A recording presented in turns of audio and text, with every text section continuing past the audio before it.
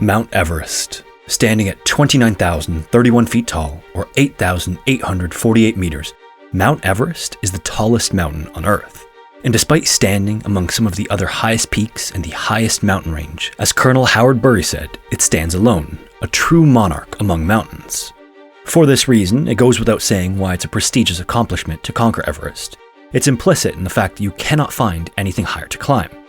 But interestingly, due to a combination of its popularity and it not being so technically challenging compared to some of the other 8,000 meter peaks, modern-day Everest has almost lost some of this prestige. The total number of ascents is almost double that of the next most climbed 8,000 meter peak, and in recent years, it's come under scrutiny for being more like a tourist destination than the pinnacle of climbing accomplishment. Paying your way to the top and being the 5,657th person to climb Everest doesn't quite have the same ring to it as being the first ever person to step foot on the highest mountain on Earth. But over 100 years ago, before a map of the area had even been made, a team of some of the most ambitious mountaineers to ever walk the Earth would make the first ever attempts to climb Mount Everest. This is their story.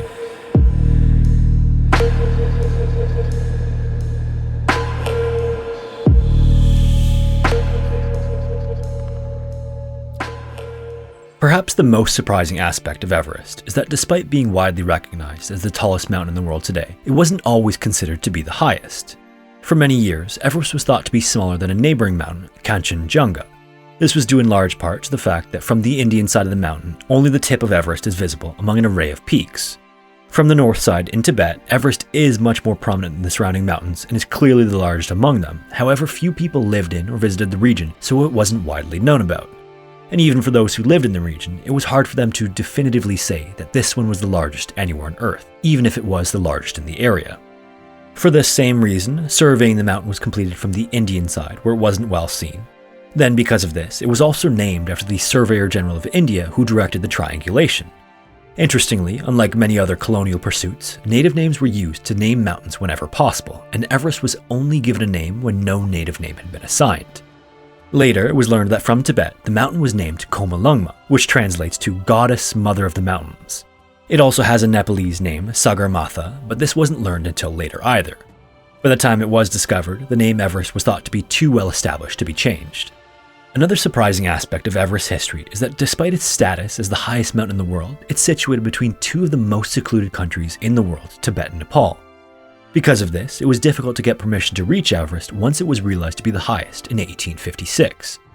The first plan to even climb it began many years later in 1907 to celebrate the 50th anniversary of the Alpine Club, and it was only then that a series of diplomatic missions made it technically possible.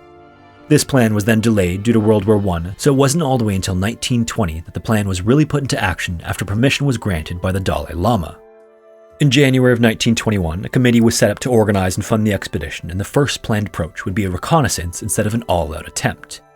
This reconnaissance planned to go through Sikkim, a northeast state of India, and the goal was to dedicate an entire season to surveying the mountain in the area, not only to find a feasible route, but the most feasible one. The mountain is so large that it would need to be climbed by as easy a route as possible. They knew that it had to be minimal rock climbing and ice step cutting, or else it would be too difficult for the distance and height they would need to travel. Once the surefire easy route was discovered, only then would they plan for an all-out effort the following year. This first reconnaissance would become the basis of everything we know about climbing Everest today. The committee then selected a group of experienced climbers. Some had experience in the Himalayas, and others were simply expert climbers. With a fundraising effort, they raised around £10,000, and the committee was able to purchase the best gear available, including tents, sleeping bags, clothing, boots, ice axes, ropes, cooking equipment, and provisions. This is roughly equivalent to £600,000 today, accounting for inflation. Then, in April 1921, the team set out from England and arrived in Darjeeling, India at the beginning of May. They hired Sherpas, Bhudias, porters, and 100 army mules to carry their equipment and supplies. After taking about a month to prepare, the team set off on the 300-mile trek to reach Mount Everest. The expedition started off in hot and humid jungles, then to cool evergreen forests and meadows, and then to cold, dry, and windy conditions as they made their way to higher altitudes. They traversed valleys and high mountain passes that reached as high as 14,300 feet or 4,400 meters. And although these are just stepping stones in the Himalayas, this altitude is roughly equal to the highest mountain in the continental US. As they went higher, the terrain became too difficult for the mules, so they had to replace them with hill mules and yaks. The team also faced the challenge of acclimatizing to the thinning air and low atmospheric pressure. The air became increasingly difficult to breathe, and some team members suffered from altitude sickness. In fact, one of the senior climbers, who was also the team doctor, died of heart failure along the way, and another senior climber got too sick and was forced to return to Sikkim. The expedition pressed on anyway, with the two junior climbers leading the way, despite neither of them having any experience in the Himalayas. As they got closer to Everest, and with the monsoon season fast approaching, the team split off and scouted different areas to speed up their effort. First was a northern reconnaissance to assess the feasibility of climbing the mountain from the northern side. The team explored two glaciers, starting with the Rongbuk Glacier at 17,500 feet, where they evaluated the western side of the North Col. And although there was no easy way to reach it, the North Col seemed to offer a route that was feasible for climbing. Next, the team ventured to the West Rongbuk Glacier at 22,500 feet. At the same time, another group conducted an eastern reconnaissance, exploring the Karta and Kama valleys and another pass at 18,000 feet. In these valleys, they were surrounded by Makalu, Lhotse, and Everest, 3 of the 14 8,000-meter peaks and some of the highest on Earth. During the reconnaissance, the team surveyed thousands of square kilometers and their cartographers created maps of the area. It's hard to overstate just how monumental a task this was. Looking at Everest and the surrounding area on a flat map, you can see the glaciers and ridges and valleys, but it obviously does no justice to what an undertaking it is to even traverse the area. Passing over the mountains themselves isn't feasible. The glaciers are marked with crevasses, and the ridges are sometimes sheer rock. Far above the tree line as well, there's no vegetation and the weather can be extreme. It also requires more or less a convoy of men and animals to transport the gear and food to supply the effort. Finally, they climbed to 22,000 feet at Lakpa La at the end of August and mapped a previously unseen passage. They discovered that an area they thought was impassable would lead them to the North Col after all. With that, they agreed that the reconnaissance was completed and returned to base camp to rest for 10 days. During this time, they rested and prepared for the next phase of their expedition. Rather than simply end it there, they wanted to actually travel to the North Col and then get a better idea of what the route was like firsthand. This would make any real attempts that much easier. First, they had to wait until the end of the monsoon season at the end of August, and then they would set foot for the first time in human history on the legendary North Col route.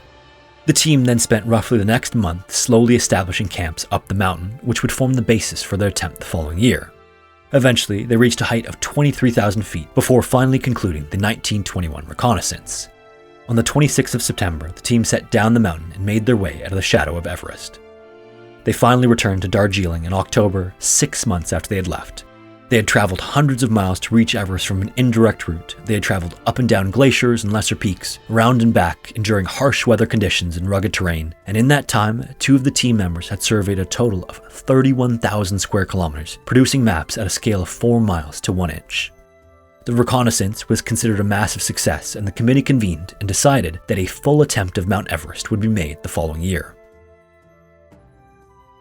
Based on what they had learned, they figured that April or May would be the best time to climb because of the unique conditions in the Himalayas. There's just a short window between the winter season and the monsoon season. Winter is far too cold to make a safe attempt, but the summer is cut short by a huge amount of precipitation received by the region during a few months in the summer. As much as 80% of this is received in just a couple of months. In high altitudes, this falls as snow and makes for treacherous climbing conditions. Not only is there a huge risk of avalanches, but the routes are constantly covered, and walking through the deep snow becomes almost impossible. Then, in addition to the short season, due to the distance they had to travel to even get to Everest, and the difficult conditions in the high passes along the way, the team had just a tight window to make their attempt. The approach they took was the same as the year before, starting on March 26 with 13 English climbers and a total of 160 men, including Tibetan and Nepalese porters. As with the year before, they started in the state of Sikkim, India, heading north into Tibet, then eastward across Tibet, finally heading south to Everest.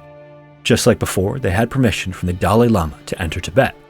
This time on their journey, they visited the famous Rongbuk Monastery, which sits at 16,400 feet with Everest in the background.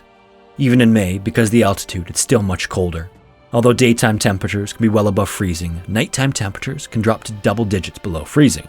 It would take over a month for the team to finally reach the lower end of the Rongbuk Glacier, where they set up their base camp on May 1st.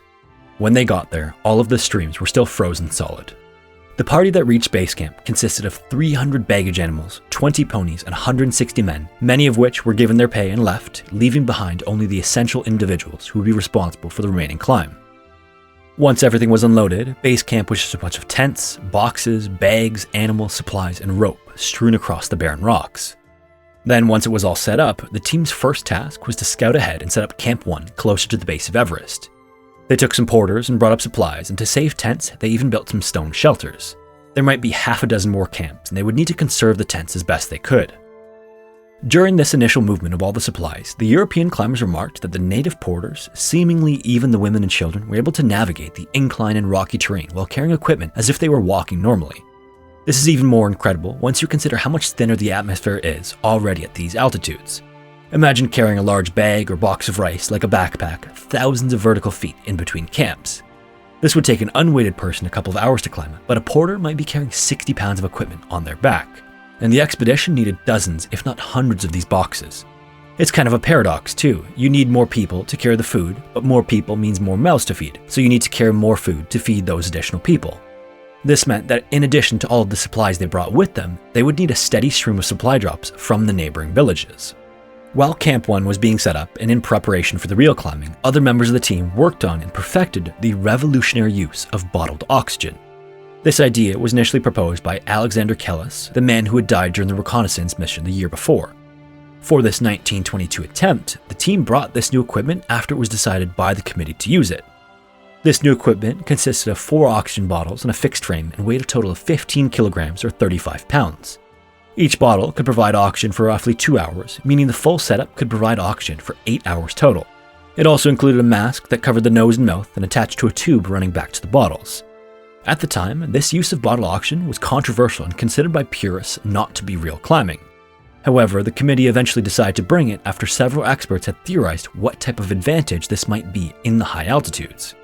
Initially, the idea was dismissed because it was believed that the energy gain wouldn't offset the weight of the equipment itself. However, both the committee and the climbers were later convinced, and so it was added to the 1922 attempts. Some of the party also later remarked how funny it was that the best clothing was used to prevent heat loss, the best tents were used as shelters, but somehow using oxygen was different, as if they weren't equally artificial. Today, obviously, the use of bottled oxygen is the standard for climbing at these heights. The team eventually set up Camp 1 at an altitude of 5,400 meters, or 17,700 feet.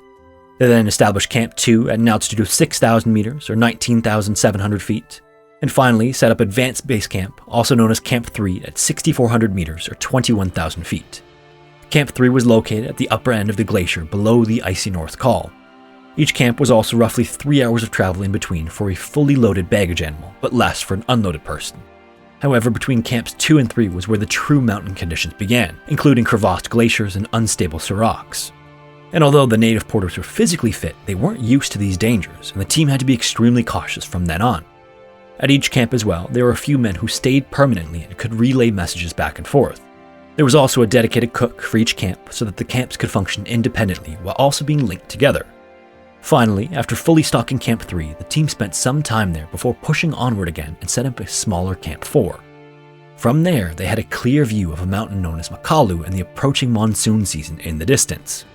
This sight of the approaching precipitation made everyone suddenly aware of what little time they had left. Right then, they made the decision to have 4 climbers make the first attempt without oxygen.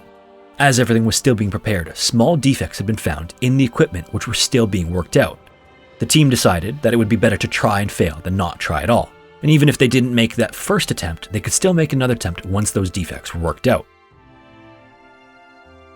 So, on May 19th, a party of 4 British climbers and 9 porters started toward the mountain. They left Camp 3 at 9 a.m., enjoying a nice and sunny day as they made their way along the rock and ice. By 1 p.m., they stopped and set up their tents at Camp 4, where they also set up more rope for the climb up the following day. So far, the attempt seemed very promising. The weather was good, the progress was steady, and they were all in their tents by 4:30 p.m. The following day, the plan was to carry 2 of the smallest tents, 2 double sleeping sacks, food for 36 hours, cooking pots, and thermos flasks. The 9 porters were in good shape and planned to sleep 3 per tent. Everyone was ready for another great day of climbing, but then at 5 a.m., they discovered that the porters had gotten sick throughout the night. The tents they were using weren't well ventilated, and the poor oxygen inside had caused their altitude sickness to progress much more quickly. Coupled with some issues preparing food that morning, the party didn't set off until 7 a.m. But when they did finally set off, it was up the legendary North Col. At first, it was just a snow ridge with a gentle incline. Then as they climbed, the incline slowly increased and the ground became icy. This eventually became so steep and so slippery that they knew that steps would need to be cut into the ice sooner or later. This was around the first time that their plan to reach an altitude of 26,000 feet that day was questioned. As they went higher as well, it got very cold. Even the Europeans were cold and they had to put on extra clothing. The porters were even colder. Then the ice step cutting proved to be brutally exhausting. It essentially requires that you swing an ice axe into the snow as hard as you can and then step into the spot to flatten it. This took longer than expected, and finally, the party stumbled their way up to a sheltered rock at 25,000 feet around noon. It was at this point that they realized that getting additional loads higher was too dangerous for the porters. With the thin air and incline, they were already struggling, but the biggest threat was the cold. They decided to send the porters back down still that night before they got frostbite or hypothermia. Once the porters had left, although the Europeans were worn down from the hard day, they eventually pitched their tent at the highest altitude anyone had ever been to, let alone spend the night. The previous record was just 24,600 feet. In their excitement for the day ahead, the climbers didn't quite realize how much the cold had already affected them. One of the team members' ears had swollen to 3 times their normal size, another had frostbitten fingers, and they were all showing the first signs of hypothermia. One thing they had underestimated was the power of the wind, which could quickly suck the warmth from you or your tent without modern windproofing material. The combination of minimal food, poor rest, and intense physical exertion also made them feel like they were perpetually sick. But despite everything, they would end up falling asleep and desperately hoped to get a good night's rest. Throughout the night, they heard the sound of snow and hail hitting the tents and worried about what the path might look like in the morning. And then when the sun finally did come up that morning, one of the men was too sick to continue. At these altitudes, recovery is almost non-existent. Your head aches constantly, this affects your sleep, and then any sleep you do get isn't nearly as restful as it normally is. The other 3 men didn't even question the 4th man. They knew exactly what he was feeling. So finally at 8 a.m., only 3 climbers continued on. The newly fallen snow covering made the route even more difficult. The ascent that day was over loose rocks and weirdly angled slabs, which were also covered in slippery ice and snow. They also couldn't crawl with their arms because of the spacing of the rocks, so they had to balance on these icy slabs higher than anyone had ever been before. Finally, they reached an altitude of 26,800 feet, still 2,200 feet below the summit. They looked upward and then downward and contemplated what to do next. Even if they somehow made it to the top, which already seemed unlikely, they knew that the descent afterward would be impossible. After discussing it, they all knew they needed to turn back before they ran out of strength. They started their descent at 4 p.m. and were back at Camp 4 by nightfall. Rather than waiting until the following day, they gathered their gear and the 4th man and then headed back down immediately.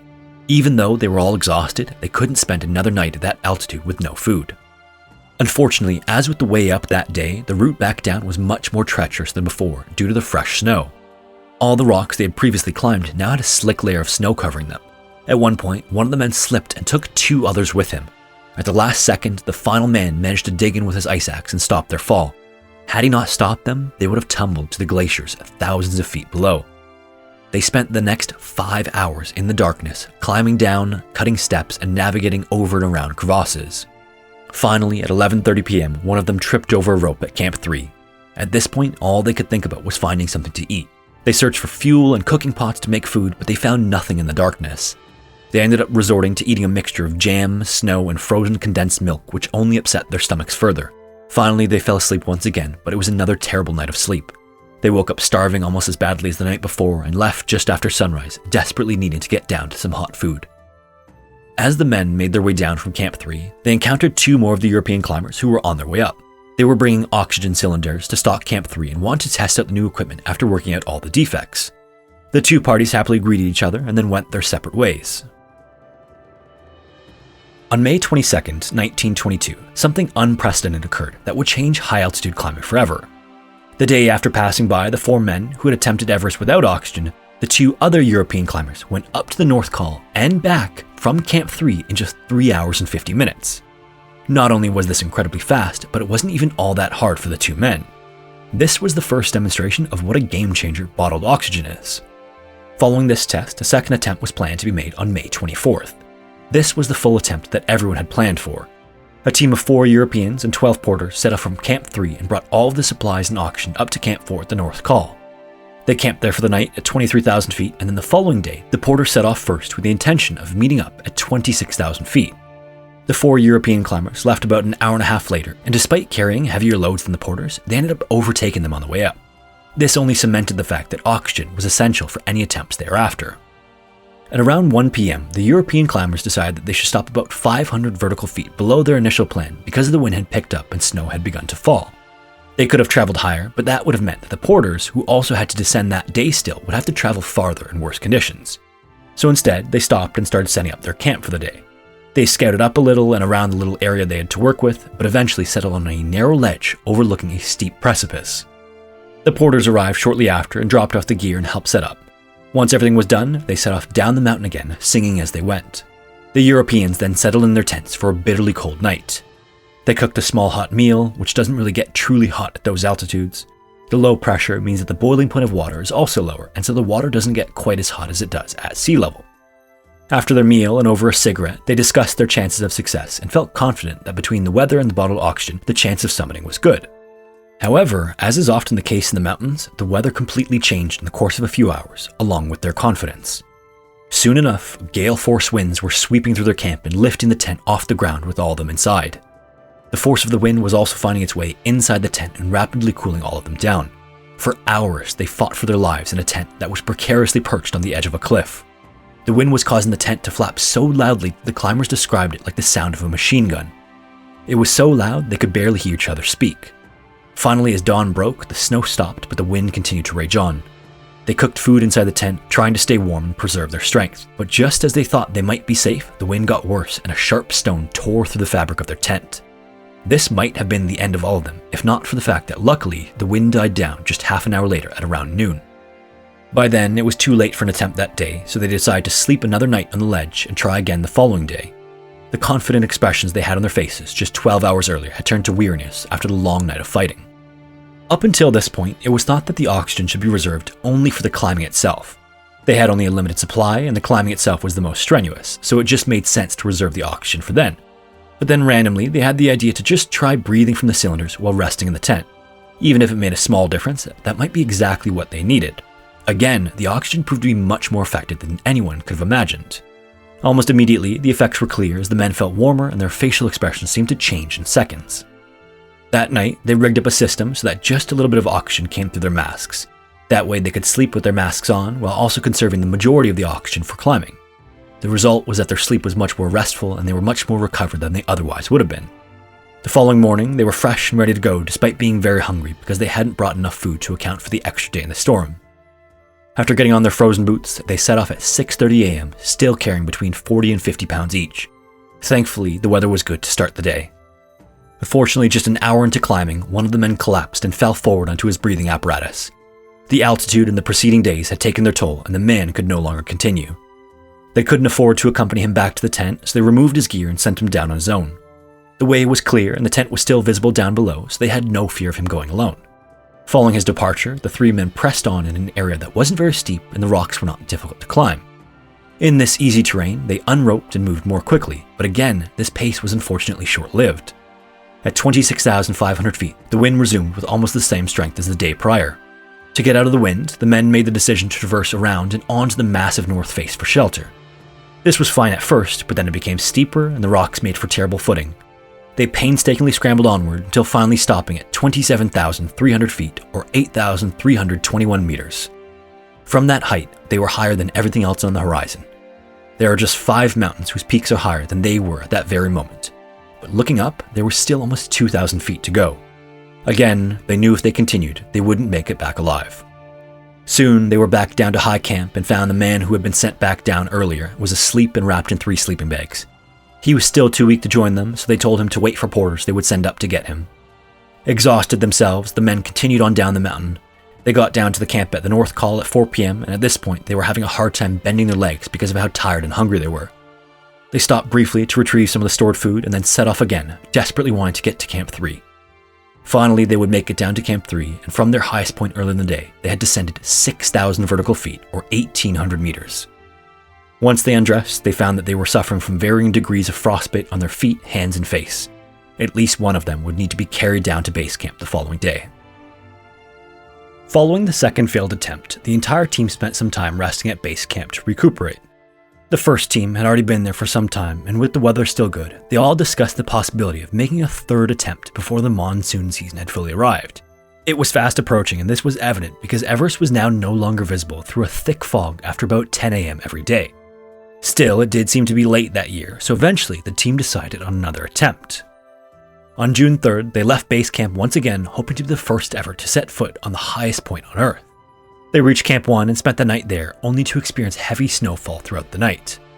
By June 5th, they reached Camp 3 and discovered that the remaining tents were filled with snow and ice. Supplies were buried and had to be dug out, with snow depths reaching over a foot or half a meter, and snowdrifts were even higher. On June 6th, the weather cleared up and the men climbed again on a bright sunny day. Despite their fatigue, the team had learned valuable lessons from their previous attempts. They were more comfortable using their oxygen tanks, and they knew now that they needed much more food to sustain their activity levels at these higher altitudes. They also decided that the camp at 25,000 feet was too low and aimed for a higher one this time around. On June 7th at 8 a.m., the team began their ascent to the North Col. This time around, the European climbers were weary of all the fresh snowfall and the increased risk of avalanches. They assessed the route and determined that the steep final slope of the shelf they were on might be the only problematic area. But to be sure, they'd need to actually test the snow and try to trigger an avalanche. On their way up, the snow was knee-deep and made their walk exhausting. The team alternated the man in front and left him free of any equipment to stomp out a path for the porters. With the fresh snow as well, the routes they had previously made were now completely covered. Eventually, they reached the section they were worried about and performed a series of tests to try to trigger an avalanche. Each time, the snow held, and given that this was the steepest and iciest section, if they couldn't trigger an avalanche here, there wouldn't be any risk going forward. They continued onward through the deep snow and often needed to pause and take several hard breaths for just a single step. At this point, they were about 1,000 feet below Camp 4, and the incline was still only a gentle slope. There was no wind either, so all they could hear was the quiet and the sounds of their breath and the crunching of the snow below their feet. Then, the silence was broken by an ominous, soft explosion. Everyone knew what the sound meant. They jumped upward as the snow dissolved in front of them, and then they were slowly swept down the mountain. They powerlessly rode the wave of snow that seemed almost peaceful at first instead of dangerous, but then they slipped underneath the top layer and the snow covered them completely. Instinctively, they swam their arms around, trying to free themselves until they felt the snow start to slow down. Then it began to tighten around them further and further until they wondered if they were going to be crushed.